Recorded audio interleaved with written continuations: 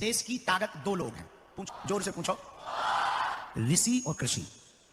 इस देश को समझना है तो दो लोगों को समझो, दो बातों को समझो। इस देश को समझना है तो ऋषि को समझो, कृषि को समझो।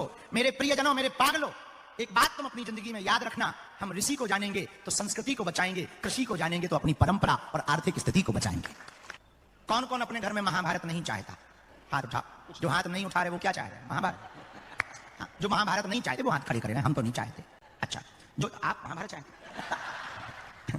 हम नहीं चाहते, हमारा पक्का है, भैया भी नहीं चाहते। आप अपने जीवन को बहुत प्रसन्न रखना चाहते, अपने घर में महाभारत नहीं चाहते, अपने जीवन को बदलना चाहते। हम ज्यादा पढ़े लिखे तो नहीं है, जो भगवान हमसे बुलवा देते हम वही बोलते। भैया हम सीधी सीधी बात बोले, हमारे दो मंत्र हैं, याद कर लो, तुम्हारी जिंदगी बना बदल जाए तो कहना, मेरे प्रियजनों, अपने जीवन में, अपने घर में तुम सुख शांति पाना चाहते, अपने घर में तुम महाभारत नहीं होने देना चाहते, अपने घर में तुम प्रसन्नता पाना चाहते, दो मंत्र अपने बच्चों को सिखा करके जाना। पहला मंत्र है क्षमा करो, दूसरा मंत्र है क्षमा मांगो। क्षमा करना सिखाना और क्षमा मांगना सिखाना। क्षमा को अंग्रेजी में क्या कहते हैं? जोर से बोलो। किस बात की? सॉरी बोलने तो क्षमा को अंग्रेजी में क्या कहते? सॉरी।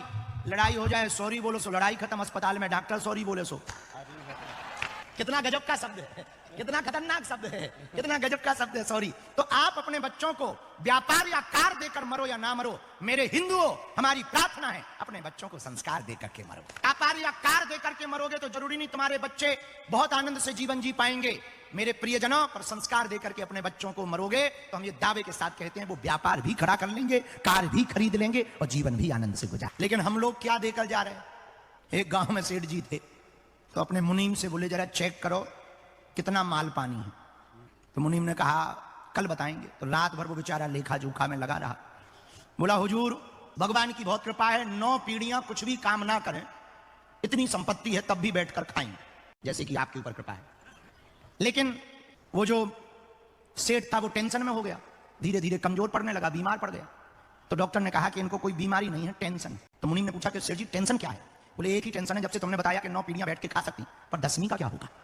ये टेंशन है, ये टेंशन है, ये चिंता है। 10वीं का क्या होगा? भैया हम 10वीं की और आने वाली पीढ़ियों की चर्चा सोच सोचकर आज के वर्तमान को खराब कर रहे हैं। जो चिंता में बैठा है वो भविष्य में जी रहा, जो पछतावा में बैठा है वो भूतकाल में जी रहा, और जो मुस्कुरा रहा वही वर्तमान में जी रहा है। इसलिए मुस्कुराइए। मुस्कुराना केवल इंसानों के भाग्य में है। कभी तुमने गधों को हंसते देखा? मिल ही नहीं सकते।